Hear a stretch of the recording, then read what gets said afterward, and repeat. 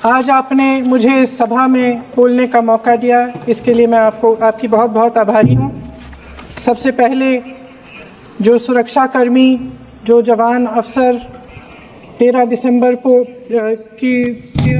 को संसद की सुरक्षा के लिए शहीद हुए, उनके प्रति मैं श्रद्धांजलि व्यक्त करना चाहती हूँ।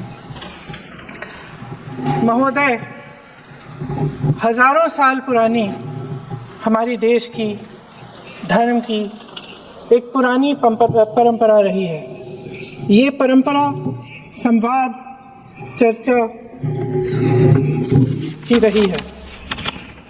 एक गौरवशाली परंपरा है जो दर्शन ग्रंथों में, वेदों में, उपनिषदों में दिखती है। वाद विवाद और संवाद की हमारी पुरानी संस्कृति है।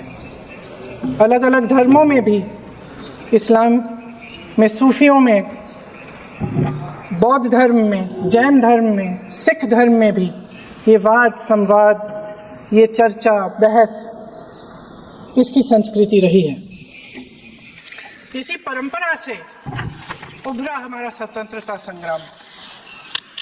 हमारा स्वतंत्रता संग्राम विश्व में एक अनोखा संग्राम था, एक अनोखी लड़ाई थी जो अहिंसा और सत्य पर आधारित थी।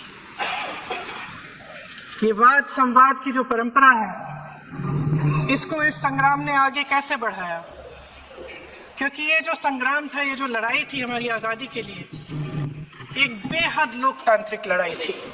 इसमें देश के किसान, देश के जवान, देश के मजदूर, देश के अधिवक्ता, देश के बुद्धिजीवी, चाहे किसी भी जाति के हो, चाहे किसी भी धर्म के हो, चाहे किसी भी भाषा को बोलते हो, सब इस स्वतंत्रता संग्राम में शामिल हुए। सब ने हमारे देश की आज़ादी की लड़ाई लड़ी।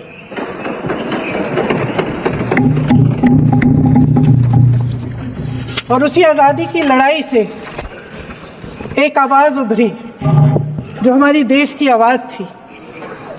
वो आवाज़ ही आज हमारा संविधान है। साहस की आवाज़ थी, हमारी आज़ादी की आवाज़ थी, और उसी की गूंज ने हमारे संविधान को लिखा और बनाया। ये सिर्फ एक दस्तावेज नहीं है। बाबा साहेब अम्बेडकर, मौलाना आज़ाद जी, राजगोपालाचारी जी और जवाहरलाल नेहरू जी और उस समय के तमाम नेता, जैसे आपने कहा, इस संविधान को बनाने के जो कार्य में सालों के लिए जुटे रहे। हमारा संविधान इंसाफ, उम्मीद, अभिव्यक्ति और आकांक्षा की वो ज्योत है जो हर हिंदुस्तानी के दिल में जलती है। अध्यक्ष महोदय, इस ज्योत ने हर एक भारतीय को ये पहचानने की शक्ति दी कि उसे न्याय मिलने का अधिकार है, कि उसमें अपने अधिकारों के लिए आवाज़ उठाने की क्षमता है, कि जब वो आवाज़ उठाएगा तो सत्ता को उसके सामने झुकना पड़ेगा।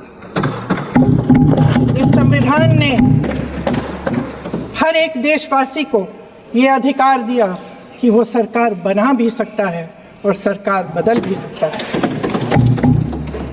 ये ज्योत जो हर हिंदुस्तानी के दिल में जलती है, उसने हर हिंदुस्तानी को ये विश्वास दिया कि देश की संपत्ति में, देश की दौलत में, संसाधनों में उसका भी हिस्सा है, कि उसे एक सुरक्षित भविष्य की उम्मीद का अधिकार है, कि देश बनाने में भी उसकी भागीदारी है। उम्मीद और आशा की ये ज्योत मैंने देश के कोने कोने में खुद देखी है। उन्नाव में मैं एक रेप पीड़िता के घर गई, उसे जलाकर मार डाला था। वो शायद 20-21 साल की होगी। हम सबके बच्चे हैं। हम सोच सकते हैं कि अगर हमारी बेटी के साथ बार बार बलात्कार हुआ और फिर जब वो अपनी लड़ाई लड़ने के लिए गई तो उसको जलाकर मार डाला गया होता तो हम पर क्या बीतती। मैं उस बच्ची के पिता से मिली उसके खेत जलाए गए थे, उसके भाइयों को पीटा गया था, उसके पिता को बाहर से घर के बाहर घसीट कर मारा गया था। उस पिता ने मुझे बताया कि बेटी, मुझे न्याय चाहिए। मेरी बेटी अपने एफआईआर को दर्ज करने के लिए जब जिले में गई तो उसको मना किया गया, अगले जिले में जाना पड़ा उसे। वो रोज सुबह 6 बजे उठकर तैयार होकर अकेली अपने मुकदमे को लड़ने के लिए अगले जिले में ट्रेन से जाती थी। उसके पिता ने मुझे कहा कि मैंने उससे कहा, बेटी अकेले मत जाओ, छोड़ दो ये लड़ाई। लेकिन उसकी बेटी ने उसको जवाब दिया कि नहीं पिताजी, मैं अकेली जाऊंगी, मैं लड़ूंगी, ये मेरी लड़ाई है, मैं इसको लड़ूंगी। ये लड़ने की क्षमता, ये हिम्मत उस लड़की को और करोड़ों भारत की नारियों को हमारे संविधान ने दी। आगरा में मैं अरुण वाल्मीकि के घर गई। अरुण वाल्मीकि पुलिस स्टेशन में काम करता था, सफाई का काम करता था। आप सोच सकते हैं हमारी तरह उसका भी परिवार था, नई नई शादी हुई थी, 2-3 महीनों का बच्चा था। पुलिस स्टेशन में चोरी हो गई, चोरी का इल्जाम उस पर लगाया गया, उसके पूरे परिवार को उठाकर पुलिस स्टेशन में ले गए। आप हंस रहे हैं, लेकिन ये गंभीर बात है। क्या गंभीर बात? शर्म करो, शर्म। अरुण वाल्मीकि को पीट पीट के मार डाला, उसकी बीवी को पीटा, उसके पिता के नाखून निकाले, उसके पूरे परिवार को पीटा गया।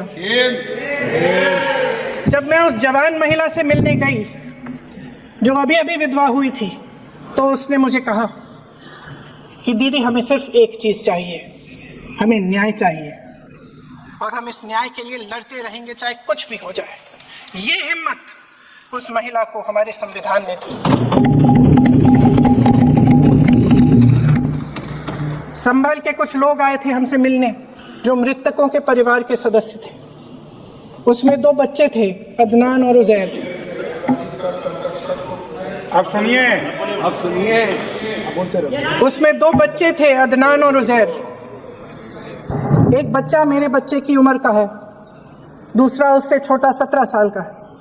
दर्जी के बेटे थे।